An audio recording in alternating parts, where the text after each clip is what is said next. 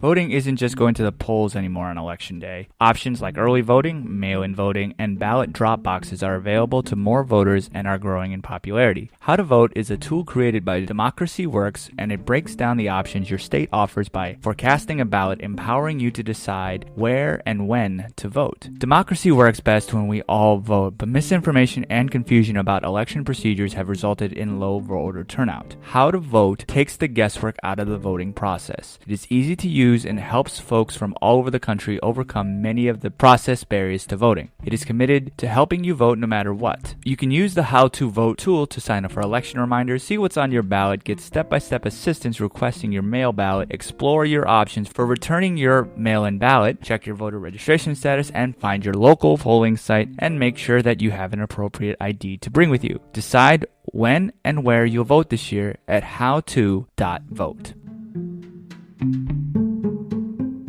Hello and welcome to the formal review.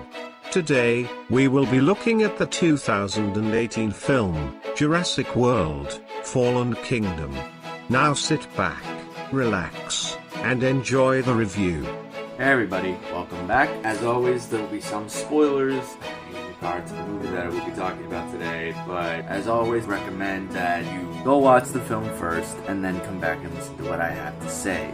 But if you don't care, keep listening. So Jurassic World: Fallen Kingdom is a science fiction adventure film that is the direct sequel to the Jurassic World from 2015. It's the fifth installment in the Jurassic Park film series and is directed by J.A. Bayona. It stars Chris Pratt, Bryce Dallas Howard, B.D. Wong, and also Jeff Goldblum. It is set on the fictional Central American island of Isla Nublar off the Pacific coast of Costa Rica. And it follows Owen Grady, played by Pratt, and Claire Dearing, played by Howard, as they rescue the remaining dinosaurs on the island before a volcanic eruption can destroy it. Essentially, after the events of the first Jurassic World film, there's this debate on whether the dinosaurs that were left on that island should be kept alive, or should they let nature do its work and have them be killed off. Obviously, there are some people who think that dinosaurs are worth a lot more money, some people think that they have rights, some people think that they should. And film wastes really no time establishing the crux. It is with people who have a lot of money, who want to make more money off of the remains of the prior film's park. I mean, this is a trend that has been the exact same thing essentially throughout the entire series. The opening sequence essentially sets this kind of thriller tone that we're kind of used to from the original film. After this kind of throwback, then it gets thrown into this kind of political type of story. These dying dinosaurs have rights. And then they add in one of the original backers of the original Jurassic Park, of a character that we've never known about before, and that's because apparently he and Hammond from the original film went their separate ways. But he wants to try to get the last surviving velociraptor,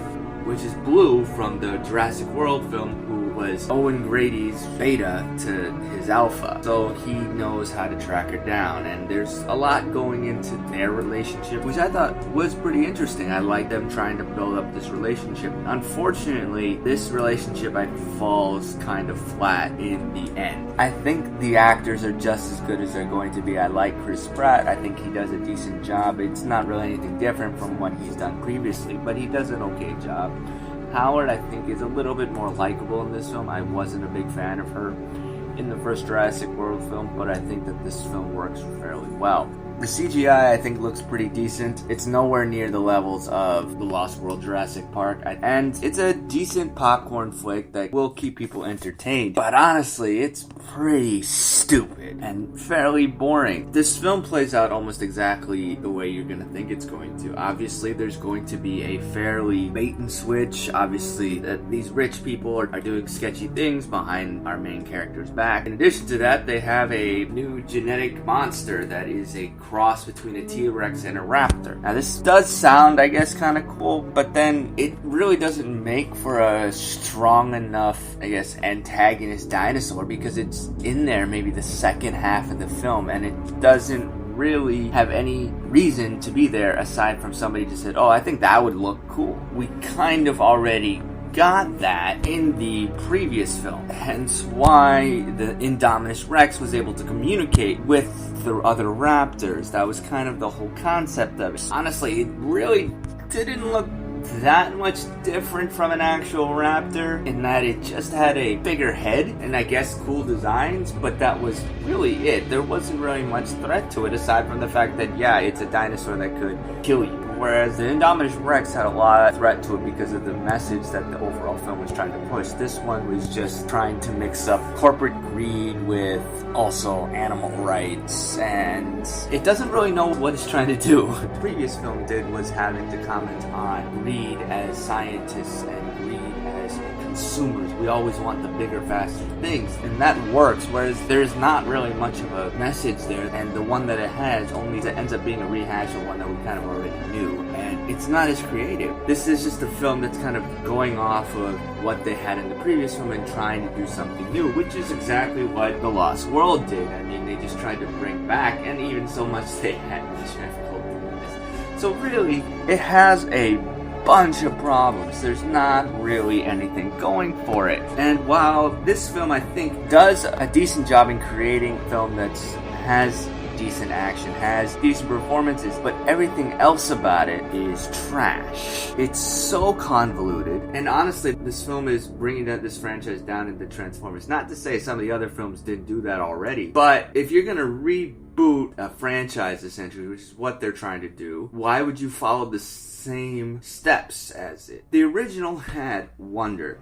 It had this magic that really brought in you into this world. The second film lost a little bit of that. The third film, it was gone. The last Jurassic World film had a little bit of it. You see them trying at least. Now with the sequel, it does exactly what The Lost World did. And I think that's the problem. It's a terrible attempt to be a sequel. Yeah, it may be enjoyable when it comes to popcorn and it has cool action, but from a plot perspective, it really falls flat. And it's a mix of Jurassic Park 3 and The Lost World. The magic is almost gone. There's no really cohesive message in the film. And honestly, if you want to go see an enjoyable summer film, mind-numbing type of film that honestly you'll get some enjoyment out of, definitely go watch this film. But otherwise, you can skip it. Just go back and watch the original Jurassic Park. It's still the best. It holds up immensely. And that film was created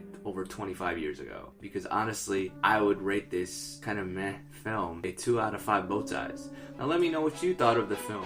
Did you like it? And how does it compare to the other films? Are you a fan of them? What do you think of the original? Talk to me on Facebook, talk to me on Twitter, talk to me on Instagram. The URL is all the same, at The Formal Review. Till next time, I'll see you at the movies. Take care, guys.